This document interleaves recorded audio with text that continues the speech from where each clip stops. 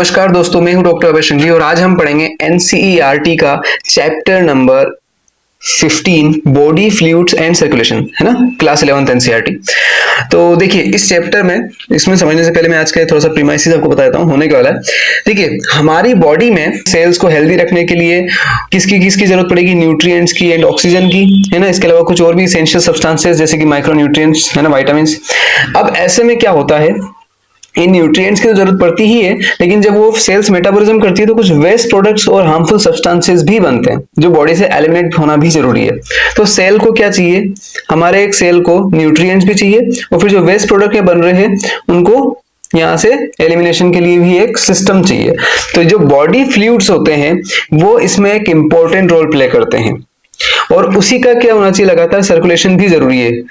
जो simple organisms होते हैं जैसे कि स्पंजेस हो गए, सिलेंट्रेट्स हो गए, ये क्या करते हैं न्यूट्रिएंट के ट्रांसपोर्टेशन के लिए एंड वेस्ट प्रोडक्ट के ट्रांसपोर्टेशन के लिए ये स्पॉन्जेस और ये सिलेंट्रेट्स क्या करते हैं? वाटर को सर्कुलेट करते हैं। क्या करते हैं? वाटर को सर्कुलेट करते हैं, क्योंकि ये सिंपल ऑर्गेनिजम्स हैं, इनके पास जो है अपना खुद का ऐसा फ्लूइड तो होता नहीं।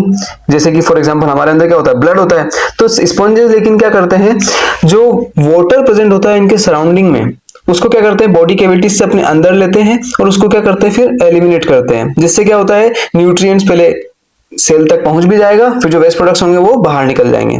तो ये तो हो गया बॉडी फ्लूइड्स एंड सर्कुलेशन वाला पॉइंट किसमें? स्पंजेस एंड सिलेंट्रेट्स में। तो sponges and coelenterates use to circulate the water from the surrounding for the exchange of nutrients and waste products, simple। जबकि हम में क्या होता है, जो कॉम्प्लेक्स ऑर्गेनिजम्स होते हैं उनमें mainly blood is the main, यानी कहे प्राइमरी, है ना, मोस्ट कॉमनली यूज फ्लूइड। यहाँ हम पढ़ने वाले हैं सबसे पहले ब्लड के बारे में पढ़ेंगे, उसके बाद हम लिम्फ के बारे में पढ़ेंगे। ब्लड क्या होता है? Blood is a connective tissue. यहाँ से भी एक क्वेश्चन आएगा, ब्लड क्या होता है, किस टाइप का टिश्यू है? तो it is a connective tissue, ठीक है। एक क्वेश्चन ही आएगा, फिर आएगा ब्लड के कंपोनेंट्स हम पढ़ेंगे, उसके बाद में लिम्फ पे आते हैं। प्लाज्मा, ब्लड जो है वो बना होता है प्लाज्मा से प्लस फॉर्म्ड एलिमेंट्स से। किससे? Plasma plus formed elements. तो जो प्लाज्मा होता है 55% और जो फॉर्म्ड एलिमेंट्स होते हैं वो होते हैं अप्रोक्स 45%। कितने होते हैं? 45%। तो जो प्लाज्मा होता है 55% ऑफ द ब्लड, इस प्लाज्मा में 90 to 92% क्या होता है? वाटर। 90 to 92% क्या होता है? वाटर होता है। और रिमेनिंग जो 6 to 8% होते हैं वो क्या होते हैं? प्रोटीन्स होते हैं। क्या होते हैं? प्रोटीन्स। और प्रोटीन्स में भी कौन से टाइप के प्रोटीन्स ज्यादा होते हैं? तो फाइब्रिनोजन, ग्लोबुलिन और albumin are the major proteins. Mainly क्या प्रेजेंट होंगे? फाइब्रिनोजन, ग्लोबुलिन और albumin. Fibrinogens are needed for the clotting of the blood, है ना। ब्लड क्लोटिंग में क्या जरूरत पड़ेगी? फाइब्रिनोजन प्रोटीन्स की। इसके अलावा ग्लोबुलिन की जरूरत पड़ेगी to prevent the body from the infections, यानी कि डिफेंस मैकेनिज्म में जरूरत पड़ती है किसकी? ग्लोबुलिन प्रोटीन की, ठीक है। और प्लाज्मा में प्रेजेंट एक और प्रोटीन मेनली जो प्रेजेंट होता है हाई अमाउंट में, वो होता है अल्ब्यूमिन प्रोटीन। इसकी जरूरत पड़ेगी हमें ऑस्मोटिक बैलेंस में। यहां से क्वेश्चन पूछा जाता है डायरेक्ट। इसके बाद plasma without clotting factor is called serum. आगे मैं बोल रहा हूं, I repeat, plasma without clotting factor is called serum. ये भी एक इंपॉर्टेंट लाइन है। इसके बाद फॉर्म्ड एलिमेंट्स पर किस पे आते हैं? Formed elements. फॉर्म्ड एलिमेंट्स कितने होते हैं? 45% ऑफ द ब्लड बनाते हैं। कितने? 45% ऑफ द ब्लड। इसमें क्या क्या आते हैं? Erythrocyte, leukocyte and platelets collectively form the formed elements. क्या बनाते हैं? Formed elements. फॉर्म्ड एलिमेंट्स के अंदर क्या क्या आ जाएंगे? जो 45% ब्लड में अपना कॉन्ट्रीब्यूशन करते हैं, तो कितना हो गया उसमें? क्या क्या है? एरिथ्रोसाइट है, ल्यूकोसाइट है और प्लेटलेट्स है, जो कितना होता है? 45% of the blood. Now erythrocytes पे आते हैं। एरिथ्रोसाइट्स क्या होता है? एरिथ्रोसाइट्स यार उनको आरबीसीज बोलते हैं, सीधी बात। एरिथ्रोसाइट्स का नंबर पूछा जाता है 5 मिलियन से लेकर के 5.5 मिलियन पर mm³ ऑफ ब्लड। ये है इनका नंबर आरबीसीज का, या एरिथ्रोसाइट्स जिन्हें हम बोलते हैं। RBCs are formed in the red bone marrow. कहां बनते हैं? रेड बोन मेरो में बनते हैं। RBCs are devoid of nucleus. RBC में न्यूक्लियस नहीं होता, है ना। ये सभी लाइंस पूछी जा सकती हैं, which of the following option is incorrect या which of the following option is correct, तो वहां पे इन लाइंस का यूज होता है। तो RBCs are devoid of nucleus. RBCs are biconcave in shape. Biconcave समझ रहे हैं आप? आपने बचपन में लेंस पढ़ा होगा, ये तो क्या जाएगा? कॉन्वेक्स। और ये क्या होता है? कॉनकेव। तो जो हमारी आरबीसी होती है वो भी कुछ ऐसी ही होती है, कुछ ऐसी कॉनकेव लाइक स्ट्रक्चर होती है, ठीक है। बाइकॉन्केव, दोनों तरफ से, इधर से भी कॉनकेव, इधर से भी कॉनकेव, ठीक है। ये कुछ ऐसे। इसके बाद और क्या क्वेश्चन आता है? इनके अंदर क्या होता है? एक रेड कलर्ड पिगमेंट होता है, एक iron containing red coloured pigment, एक कॉम्प्लेक्स प्रोटीन होता है जिसको हम बोलते हैं क्या? हीमोग्लोबिन, है ना। और ये हीमोग्लोबिन की होने की वजह से इनका कलर क्या होता है, रेड कलर की होती है आरबीसी। कैसी होती है, रेड कलर की, due to the presence of haemoglobin. और हीमोग्लोबिन क्या होता है, आयरन होता है। नाउ हीमोग्लोबिन का अमाउंट कितना होता है एक नॉर्मल हेल्दी इंडिविजुअल में, ये पूछा जा सकता है। तो 12 to 16 ग्राम पर 100 ml, एवरी 100 ml में 12 से 16 ग्राम क्या प्रेजेंट होता है, हमारा हीमोग्लोबिन प्रेजेंट होता है हमारे ब्लड में। RBCs have an average life span कितना, 120 डेज। आरबीसीज का एवरेज लाइफ स्पान कितना है, 120 डेज। उसके बाद जब वो पुरानी हो जाती है, जब उनकी फंक्शनिंग जो है वो कम होने लगती है, तो वो जो है स्प्लीन में क्या हो जाती है, डिस्ट्रॉय कर दी जाती है। That's why spleen is called क्या, ग्रेवयार्ड ऑफ आरबीसी। यहां से भी एक ऑब्जेक्टिव बनता है, विच of the following is the graveyard of RBC. Again answer क्या जाएगा, स्प्लीन। इसके अलावा वही लाइन से क्वेश्चन बन सकता है, लाइफ स्पान कितना होता है आरबीसी का, 120 डेज। आगे बढ़ते हैं, ल्यूकोसाइट पे आते हैं। ल्यूकोसाइट्स क्या होते हैं, देखिए leucocytes are also known as white blood cells. Leucocytes को क्या बोलते हैं, अभी हम फॉर्म्ड एलिमेंट्स पढ़ रहे हैं ना, फॉर्म्ड एलिमेंट्स। आरबीसीज हमने पढ़ लिया है, अब हम क्या पढ़ रहे हैं, डब्ल्यूबीसीज को ये ल्यूकोसाइट्स बोलते हैं। Leukocytes are also known as क्या, white blood cells. As they are colourless, ये कैसे होते हैं, कलरलेस होते हैं due to lack of haemoglobin, क्योंकि इनके अंदर हीमोग्लोबिन होता नहीं है। इनका जो नंबर होता है वो होता है 6000 से लेकर के 8000 पर mm³ of blood. In number का इंपॉर्टेंस भी देखिए, इस नंबर को आप बिल्कुल याद रखिएगा, क्योंकि ये जो नंबर है ना, ये जब आप क्लिनिकल डायग्नोसिस करेंगे आगे, जब आप सेलेक्ट हो जाएंगे और जब आप आगे कॉलेज में रहेंगे, उसका जब आप प्रैक्टिस करेंगे, तो इनका बहुत यूज होता है यार, है ना। तो 6000 से लेकर के 8000 पर mm³ ऑफ ब्लड, ये रेंज होता है नॉर्मल रेंज किसका, डब्ल्यूबीसीज का। आगे बढ़ते हैं, ल्यूकोसाइट जो है वो जनरली कैसे होती है, शॉर्ट लाइव्ड होती है। टू मेन कैटेगरीज ऑफ डब्ल्यूबीसीज। अब देखिए डब्ल्यूबीसीज जो है, WBC white blood cells, white blood corpuscles, ये इनको आप दो कैटेगरी में डिवाइड कर सकते हैं, ग्रेन्युलोसाइट एंड ए ग्रेन्युलोसाइट, जिनके अंदर क्या प्रेजेंट है, साइटोप्लाज्मिक ग्रेन्यूल्स प्रेजेंट है, वो तो क्या हो जाएंगी, वो हो जाएंगी ग्रेन्युलोसाइट्स। और जिनके अंदर साइटोप्लाज्मिक ग्रेन्यूल्स एब्सेंट है, वो क्या हो जाएंगी, ए ग्रेन्युलोसाइट्स। अब देखते हैं कौन कौन सी होती है। तो देखिए ये डायग्राम को अच्छे समझिए, नीचे जो दिया हुआ है इतना समझना है, बस इस पे फोकस करिए। ये है हमारी क्या, डब्ल्यूबीसीज, ठीक है, ल्यूकोसाइट्स। अब इनमें क्या होता है, जिनके अंदर ग्रेन्यूल्स है, तो देखो इओसिनोफिल में आपको ग्रेन्यूल्स दिखाई दे रहे हैं, बेसोफिल में ग्रेन्यूल्स दिखाई दे रहे हैं, और न्यूट्रोफिल्स में दिखाई दे रहे हैं। तो ये तो क्या हो गई, ग्रेन्युलोसाइट्स। इसके अलावा जो मोनोसाइट्स, जो आगे जाके मैक्रोफेजेस बनते हैं, तो मोनोसाइट्स और लिम्फोसाइट्स जैसे कि टी और बी लिम्फोसाइट्स है ना, लिम्फोसाइट की भी दो कैटेगरी होती है, टी और बी। ये कैसे होते हैं, ए ग्रेन्युलोसाइट्स। आई रिपीट कि जो इओसिनोफिल, बेसोफिल और न्यूट्रोफिल है, ये क्या है, ग्रेन्युलोसाइट्स हैं। इनके अंदर ग्रेन्यूल्स प्रेजेंट होते हैं इनके साइटोप्लाज्म में। जबकि जो ए ग्रेन्युलोसाइट्स है वो क्या हो जाएंगे, लिम्फोसाइट एंड मोनोसाइट। और मोनोसाइट आगे जाके क्या बनते हैं, मैक्रोफेजेस। अच्छा जी, अब देखिए वापस अपन इसी पे आते हैं। Neutrophils are the most abundant cells. अगर हम देखें ल्यूकोसाइट्स में भी सबसे ज्यादा क्या प्रेजेंट होते हैं, न्यूट्रोफिल्स प्रेजेंट होते हैं, जो कि कितने होते हैं, 60 to 65% होते हैं ऑफ द टोटल डब्ल्यूबीसी।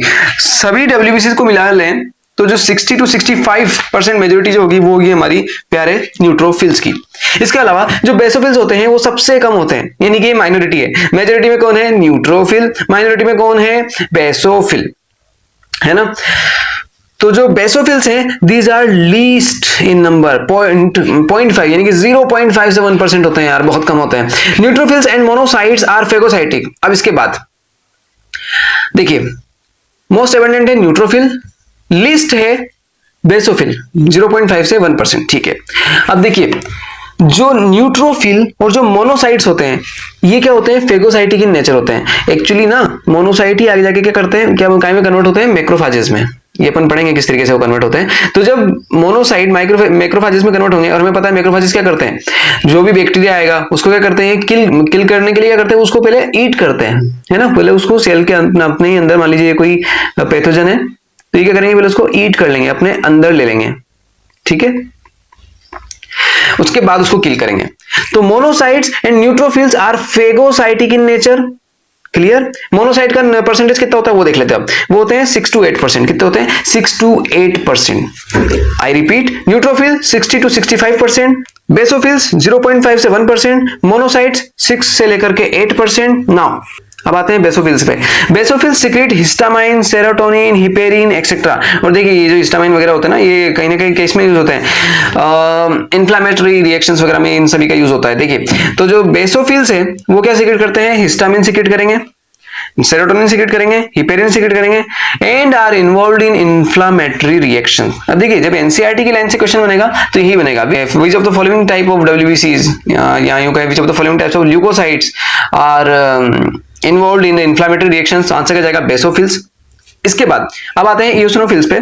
इयोसिनोफिल्स जो कि 2 to 3% होते हैं, दीज रेजिस्ट इन्फेक्शंस एक्चुअली, है ना, and these are also involve in allergic reactions, है ना, ये आपको आगे समझ में आएगा। ये देखिए also associated with allergic reactions, है ना, eosinophils also associated with allergic reactions. Again जब एनसीईआरटी से क्वेश्चन बनाएंगे तो कैसे बनाएंगे, which of the following type of leukocyte is involve in allergic reaction, तो आंसर क्या जाएगा इयोसिनोफिल्स।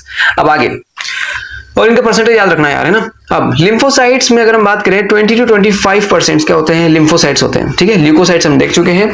ल्यूकोसाइट्स में ही एक और कैटेगरी होती है, वो होती है लिम्फोसाइट, जिनमें क्या जाते हैं बी लिम्फोसाइट, टी लिम्फोसाइट, है ना। ये कैसे होते हैं, जैसे कि हमने देखा था, ये होते हैं ए ग्रेनुलोसाइट। वापस हम इसी पे आते हैं, इन ये पिक्चर्स आपको दिख रही है, ये सभी ना देखिए यहां तक, ये सब क्या है, व्हाइट ब्लड सेल्स, ठीक है, ल्यूकोसाइट्स। इनमें से जो मोनोसाइट्स है और ये जो लिम्फोसाइट्स हैं, ये कैसे होते हैं, इनमें आपको ग्रेन्यूल्स दिखाई दे रहे हैं, नहीं दिखाई दे रहे हैं, तो ये क्या हो जाएंगे ए ग्रेनुलोसाइट्स। और अब हम पढ़ने वाले हैं टी लिम्फोसाइट और बी लिम्फोसाइट के बारे में, ठीक है। आते हैं तो ये देखिए, जो लिम्फोसाइट्स होते हैं वो होते हैं 20 to 25% and are of two types, majorly two types के होते हैं, B form and T form, है ना। बी टाइप का होता है एक बी और एक टी टाइप का होता है। तो both B and T lymphocytes are responsible for immune response. Immune response कौन प्रोवाइड करेगा, तो वो बी एंड टी लिम्फोसाइट्स। अच्छा जी, अब आगे हम बात करते हैं प्लेटलेट्स के बारे में। Platelets also called thrombocytes. Actually platelets are cell fragments. क्या होते हैं, सेल फ्रेगमेंट्स, है ना। ये देखिए, these are the cell fragments, these are the platelets. Now, the platelets are also called thrombocytes. These are cell fragments produced from the megakaryocytes. किससे बनते हैं, मेगाकैरियोसाइट से बनते हैं।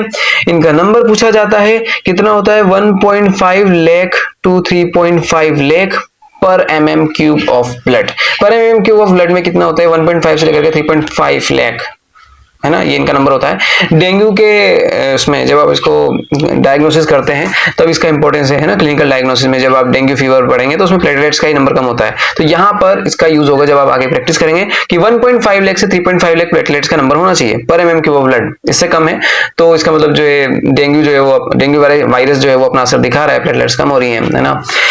ओके, तो ये इंपॉर्टेंस है भैया, इसलिए आपको ये सब अभी पढ़ाया जा रहा है। आगे बात करते हैं इन्वॉल्व इन द कोएगुलेशन और क्लॉटिंग ऑफ ब्लड। और ये जो प्लेटलेट्स होती हैं ये क्या करती हैं, ये इनका काम क्या होता है, clotting and coagulation of the blood. Now अब बात करेंगे हम ब्लड ग्रुप्स के बारे में। ब्लड ग्रुप ना वो आप इसकी जनरली दो टाइप से ग्रुपिंग की जाती है, एक तो एबीओ ब्लड ग्रुप, दूसरा आरएच के बेसिस पे, है ना, आरएच फैक्टर के बेसिस पे। पहले एबीओ बेसिस पे हम पढ़ लेते हैं कि ए बी और ओ क्या है, एबीओ ग्रुपिंग। देखिए एबीओ ग्रुपिंग में क्या होता है, सीधे हम टेबल पे आए तो ज्यादा अच्छा होगा आई थिंक, बिना टाइम वेस्ट किए। ये देखिए ब्लड ग्रुप ना यार चार टाइप्स के होते हैं, ए बी एंड ओ, है ना। A blood group, A B blood group, फिर A B blood group and O blood group. और फिर आपने इसमें भी देखा होगा A positive, B positive, A negative, B negative, है ना, ओ नेगेटिव। ये क्या होता है, वो भी ओ आर एस फैक्टर के बेसिस पे डिसाइड होता है। तो देखिए पहले हम बात करेंगे सिंपल, है ना, A B and O blood group. जो ब्लड ग्रुप, जिस पर्सन का ब्लड ग्रुप ए होता है उसमें क्या होता है, उसकी एक्चुअली आरबीसीज में एक एंटीजन प्रेजेंट होता है, ए एंटीजन, इसलिए हमने उस ब्लड ग्रुप का नाम दिया ए ब्लड ग्रुप। ठीक है, अब सिंपल सी बात है, सिर्फ उसके पास एक ही एंटीजन है तो उसके पास कौन सा एंटीजन नहीं है, बी वाला एंटीजन नहीं है। अब जब बी वाला एंटीजन नहीं है तो उसके पास एंटीबॉडीज कौन सी होंगी, बी बी एंटीबॉडीज होंगी, है ना, एंटी-बी, कि अगर बी एंटीबॉडीज अगर आती हैं तो उसको क्या कर देंगे, किल कर देंगे। सिर्फ ए एंटीजन को ही हमारी उसकी बॉडी क्या करेगी, एक्सेप्ट करेगी। तो उसके लिए डोनर कौन कौन से हो सकते हैं, तो भैया जिस भी पर्सन के आरबीसी में ए एंटीजन होगा उसको तो वो एक्सेप्ट कर लेगी, या फिर अगर कोई भी एंटीजन नहीं है जैसे कि ओ ब्लड ग्रुप में होता है तो वो उसको भी एक्सेप्ट कर लेगी। लेकिन क्या वो बी ब्लड ग्रुप को कभी एक्सेप्ट करेगा, जिस पर्सन का ब्लड ग्रुप ए है वो क्या बी ब्लड ग्रुप को एक्सेप्ट करेगा, नहीं करेगा, क्योंकि उसके अंदर क्या प्रेजेंट है, बी एंटीजन, तो उसकी एंटीबॉडीज उसको किल कर देंगी। दूसरा होता है बी ब्लड ग्रुप, उसकी आरबीसी में कौन सा एंटीजन प्रेजेंट होगा, बी एंटीजन, और कौन सी एंटीबॉडीज होगी, एंटी ए। ठीक है, अच्छा वो किस से ब्लड ले सकता है, तो बी वाले से, और जिसके पास कोई भी एंटीजन नहीं है यानी कि ब्लड ग्रुप ओ जिसका है उससे भी वो क्या ले सकता है, ब्लड ले सकता है। अब आगे बात करते हैं, तीसरा ब्लड ग्रुप क्या होता है, ए बी, यानी कि उसके पास दोनों ही एंटीजन प्रेजेंट है उसके आरबीसी के ऊपर, तो क्या उसके पास किसी भी तरह की एंटीबॉडीज होंगी? नहीं होंगी। तो वो किन किन से ब्लड ले सकता है? तो वो ए बी वाले से भी ले सकता है, जिसके पास दोनों एंटीजन है। जिसके आरबीसी में सिर्फ एक एंटीजन है, यानी कि ए, उससे भी ले सकता है। जिसकी आरबीसी में सिर्फ बी एंटीजन है, उससे भी ले सकता है, क्योंकि फेमिलियर है ना, उसकी तो आरबीसी में दोनों प्रेजेंट है। और जिसकी आरबीसी में कुछ भी नहीं है, उससे भी वो क्या ले सकता है? ब्लड ले सकता है। यानी कि इसको सभी क्या कर सकते हैं? ब्लड डोनेट कर सकते हैं। इसीलिए इसको हम बोलते हैं यूनिवर्सल रिसिपिएंट। क्या बोलते हैं? Universal recipient. इसके बाद जो ब्लड ग्रुप ओ होता है, जिसका ब्लड ग्रुप ओ होता है, जिस पर्सन का, उसकी आरबीसी पर किसी भी तरह का एंटीजन नहीं है। अब जब किसी भी तरह का एंटीजन नहीं है तो एंटीबॉडीज कौन सी होंगी उसके इसमें? Anti A and anti B. अब जब ये दोनों टाइप की एंटीबॉडीज प्रेजेंट होगी तो मुझे एक बात बताइए, उसको अगर डोनर की जरूरत है, यानी उसको अगर किसी पर्सन का ब्लड की जरूरत है, तो वो किससे ले सकता है? ए वाले से तो नहीं लेगा, क्योंकि उसके पास एंटी ए एंटीबॉडी प्रेजेंट है। बी वाले से भी नहीं ले सकता, क्योंकि उसके पास एंटी बी एंटीबॉडी भी प्रेजेंट है। तो अब वो क्या करेगा? उसी से ले सकता है जिसके आरबीसी में किसी भी तरह का एंटीजन ना हो। तो कौन सा हो जाएगा? ब्लड ग्रुप ओ से ही वो ले सकता है। लेकिन ये दे सभी को सकता है, क्योंकि इसके पास किसी भी तरह का एंटीजन नहीं है, तो ये ए वाले को भी दे सकता है, ये बी वाले को भी दे सकता है, ए बी वाले को भी दे सकता है। लेकिन ले सिर्फ किससे सकता है?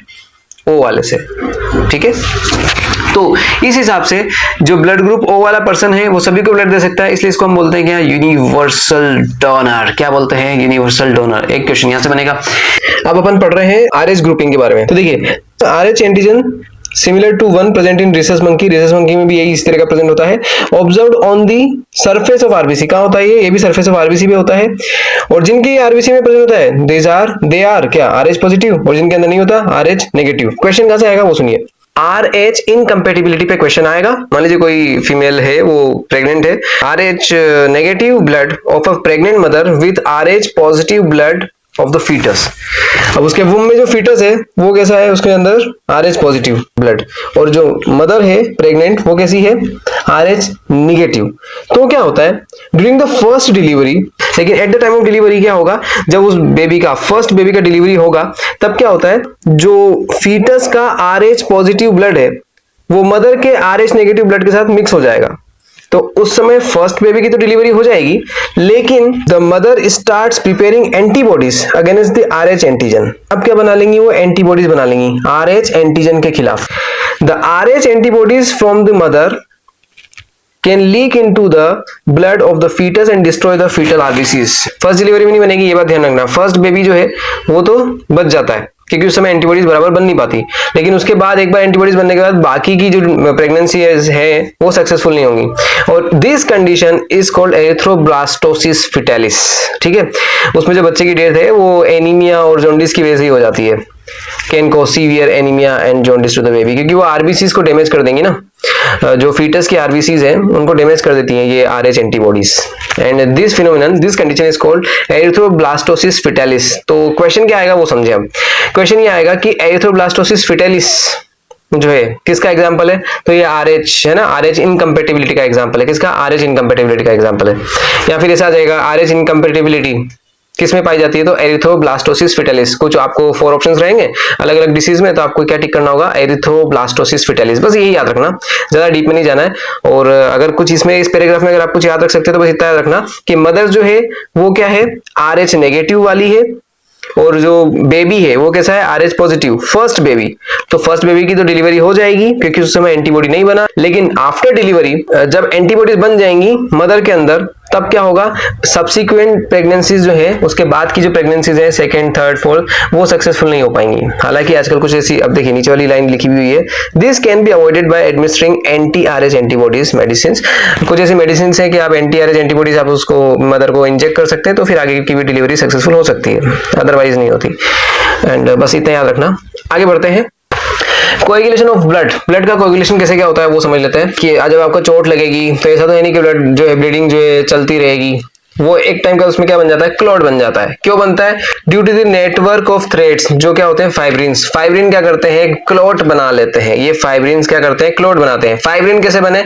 Fibrin are formed by the conversion of fibrinogen. Fibrinogen से क्या बनते हैं? फाइब्रिन। और फाइब्रिन क्या बनाते हैं? क्लॉट बनाते हैं। ठीक है, अब फाइब्रिनोजन जो है, फाइब्रिनोजन को फाइब्रिन में किसने कन्वर्ट किया? तो वो कन्वर्ट किया थ्रोम्बिन एंजाइम ने। किसने? थ्रोम्बिन ने।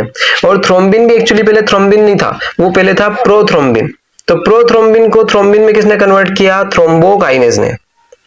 फिर से आई रिपीट, थ्रोम्बोकाइनेज एंजाइम है उसने प्रोथ्रोम्बिन को थ्रोम्बिन में कन्वर्ट किया, फिर इस थ्रोम्बिन ने फाइब्रिनोजन को काय में कन्वर्ट किया, फाइब्रिन में कन्वर्ट किया, और फाइब्रिन ने क्या बनाया, क्लॉट फॉर्मेशन में हेल्प करता है। ठीक है, तो अल्टीमेटली यहाँ पे थ्रोम्बोकाइनेस क्या हो गया, एक तरह का required, thrombokinase is required for the above reaction. तो एक्चुअली ये जो एक सीरीज है, एक series of linked enzymatic reaction is called cascade process. इसी को हम क्या बोलते हैं, कैस्केड प्रोसेस है, कैस्केड थ्योरी। क्वेश्चन ये से आएगा कि कौन सा एंजाइम हमें प्राइमरीली रिक्वायर्ड है, तो थ्रोम्बोकाइनेस है ना, फॉर द क्लॉट फॉर्मेशन, और कौन किसको एक्टिवेट करेगा, ये पूछा जा सकता है। इसके अलावा these series of linked enzymatic reaction is called what? It is called cascade process. इसको हम क्या बोलते हैं, cascade process। अब आगे ये an injury or a trauma stimulates the platelets। ये जो मान लीजिए आपको जब भी इंजरी होती है तो प्लेटलेट्स को स्टिमुलेशन मिलता है, वो क्या करती है, फिर कुछ सर्टेन फैक्टर्स रिलीज करती हैं और वो क्या करते हैं, एक्टिवेट कर देते हैं कोएगुलेशन के पूरे मैकेनिज्म को। और calcium ions also play a very important role in the clotting. ये लाइन भी इंपॉर्टेंट है। आगे लिम्फ के बारे में बात करते हैं। लिम्फ क्या होता है, लिम्फ क्या होता है, एक तरह का कलरलेस फ्लूइड है, first of all containing specialised lymphocytes. These are responsible for the immune response, हमने देखा ही था, इम्यून रेस्पॉन्स में हेल्प करते हैं। Fats are absorbed through the lymph. आपने देखा ना फैट्स का एब्जॉर्प्शन कैसे होता है, वो पहले काय में कन्वर्ट होते हैं, काइलोमाइक्रोन्स में, काय में काइलोमाइक्रोन्स में। ठीक है, वो पूरा मिसेल्स बनेगा, फिर काइलोमाइक्रोन्स बनेंगे, फिर वो आगे जाके क्या होंगे, एक्चुअली प्रोटीन कोटेड हो गए। इसके बाद ये जो है लेक्टियल्स में क्या हो रहे थे, लेक्टियल्स में जाकर के एब्जॉर्ब हो रहे थे स्मॉल इंटेस्टाइन में, फिर वो आगे कहाँ जा रहे थे, सब क्लेवियन वेन में जाते हैं। कहाँ जाते हैं, सब क्लेवियन वेन, है ना, और फिर वहां से वो ब्लड सर्कुलेशन का पार्ट बनते हैं, डायरेक्ट एब्जॉर्ब नहीं होते। तो जब वो लेक्टियल्स में जाते हैं तो एक्चुअली वो लिम्फ है ना, लिम्फ ड्रेनेज को फॉलो कर रहे होते हैं, लिम्फेटिक सिस्टम को। ठीक है, इस तरीके से। तो यहाँ पे वही लिखा हुआ है, fats are absorbed through the lymph in the lacteals present in the intestinal villi. ये अपन आगे भी पहले लाइन देख चुके हैं। आगे बढ़ते हैं, सर्कुलेटरी पाथवेज।